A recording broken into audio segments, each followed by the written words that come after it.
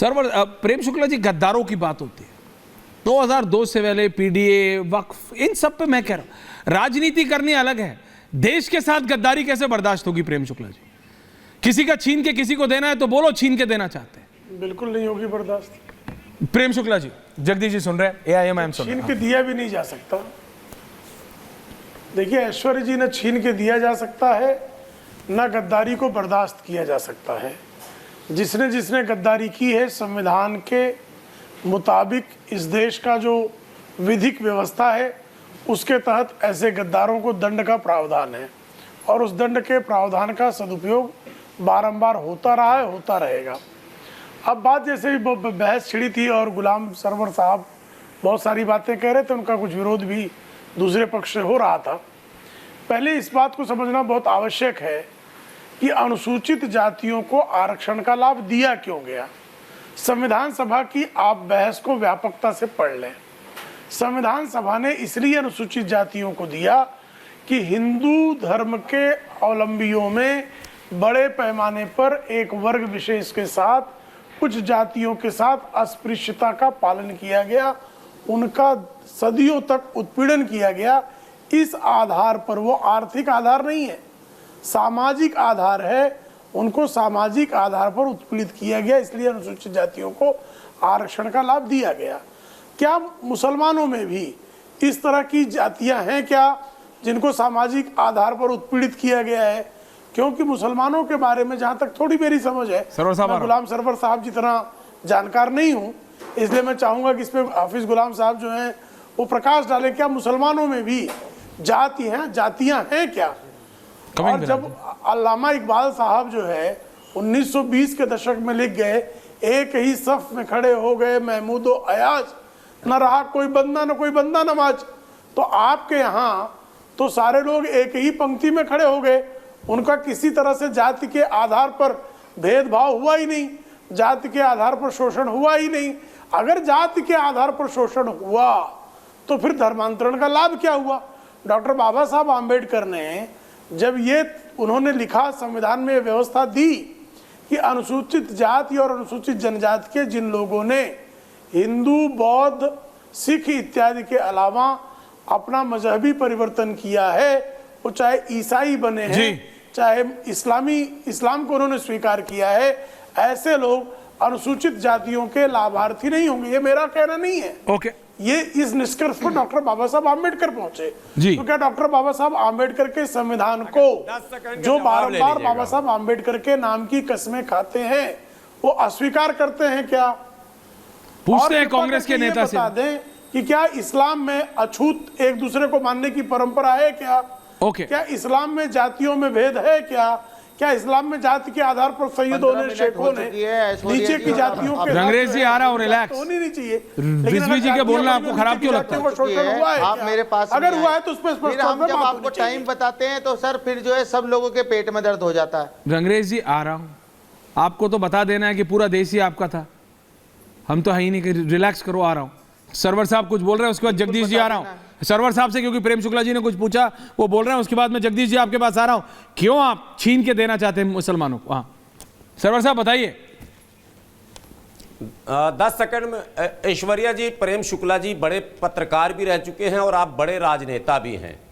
दो तीन बातें थोड़ी सी असंवैधानिक रही, चूंकि संविधान में जो प्रावधान है वो 26 जनवरी 1900 को भारत का संविधान लागू हुआ था, तब कोई प्रतिबंध नहीं था। 10 अगस्त 1950 को कांग्रेस की सरकार ने इसमें एक प्रेसिडेंटल ऑर्डर लाकर प्रतिबंध लगाया कि हिंदू दलितों के अतिरिक्त किसी को इसमें नहीं रखा जाएगा। 1956 में सिख को इंक्लूड किया गया और 90 में किया गया है। यह है हकीकत।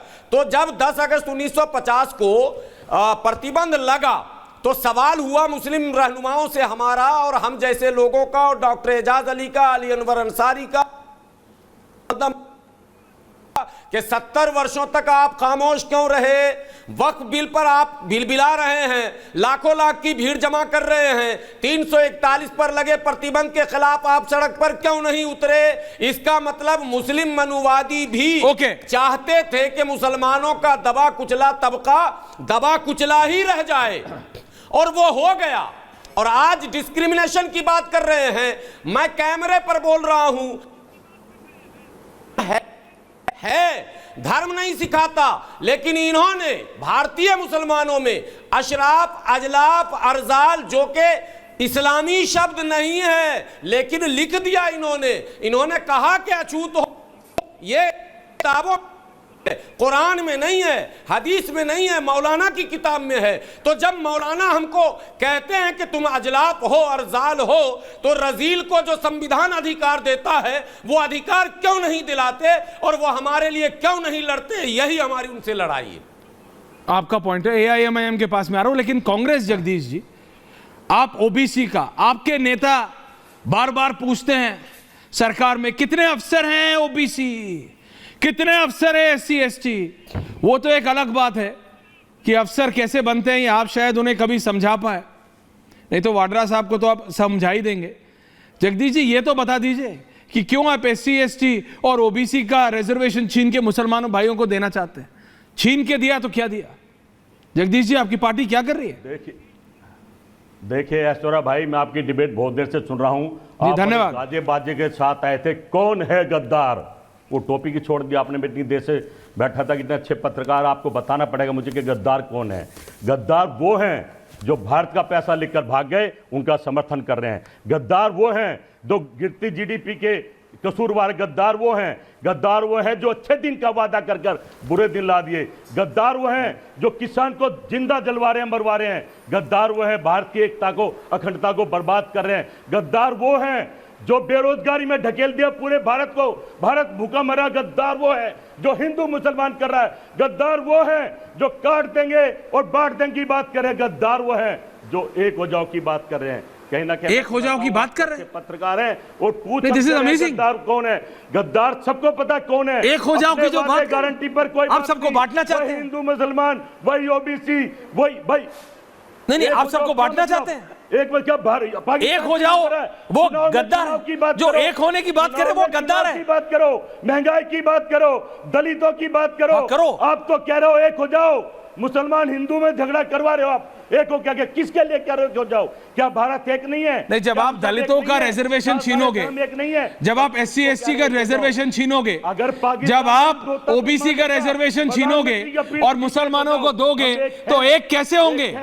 जो हम नहीं, जगदीश जी, आप क्या बोल रहे हैं? संविधान देखिए, संविधान में जो लिखा हम वो करेंगे, किसी के कहने से कुछ नहीं होता। संविधान कहता है, हाँ, तो संविधान कहता है कि छीन के दे दो। हम संविधान, ये कौन सा संविधान की कॉपी आपको दे दी है? को मानते हैं और वो गद्दार हैं जो संविधान को तोड़ रहे हैं, तोड़ खुद रहे हैं। आरोप कांग्रेस पर लगा रहे हैं। मैं कहता हूं देश समझ रहा है, देश देख रहा है। मैं तो पत्रकार महोदय आपसे हाथ जोड़ के प्रार्थना करता हूं, आप भी इस देश को बचाओ। आपका भी कर्तव्य है, आपने जो जो बोला, मैं तो बचाना चाहता हूं आपसे देश को। आपका मैं तो आपसे बचाना चाह रहा हूं देश को। नहीं, जगदीश जी, आप बता रहे हैं, आप सारे वो बता रहे हैं कि कौन गद्दार है। हाँ। अरे भाई, जो पैसे लेके गलत खबर परोस रहा है वो भी गद्दार है। आप समझिए, जब पत्रकार बने थे शपथ ली होगी आपने भी कि मैं भारत को एक एकता अखंडता का सम्मान करूंगा। हाँ। पर वो देखने को आप ही की बात नहीं कर रहा, मैं सारी गौदी मीडिया की बात कर रहा हूँ। नहीं, करो ना, मुझे कोई फर्क, पर्सनल अटैक से मुझे कोई फर्क नहीं पड़ता। मेरे को किसी ने बोला था, कौन है, कोई भी बात करे, अच्छी करे बुरी करे, तुम्हारा फायदा ही होता है, एटलीस्ट यू गेट पॉपुलर। तो चलने दो सर जो चल रहा है, लेकिन मेरी बात आप समझो मैं क्या कह रहा हूं। आपने कहा जो एक करे वो गद्दार है, इस पे थोड़ा जरा ज्ञान की रोशनी देंगे। प्रेम शुक्ला जी, आ रहा हूं क्योंकि मैं बहुत इंटरेस्टेड हुआ इसमें कि जो एकता की बात करता है वो गद्दार है। एकता की बात करने, एक सेकंड, एकता की बात करने वाला गद्दार है दर्शकों। नहीं, एक सेकंड जगदीश जी, उसके बाद प्रेम शुक्ला जी बोलेंगे, अभी तक लोग बोले नहीं है। जो एक करने की बात करे वो गद्दार है। एक सेकंड जगदीश दादा, शर्मा जी कृपया relax, Sharma ji please relax, Jagdish दादा प्लीज, भारत एक नहीं है। जगदीश दादा प्लीज रिलैक्स, नहीं है, एक करना है, आपने सब गड़बड़ कर दिया इतने सालों में, रिलैक्स कीजिए।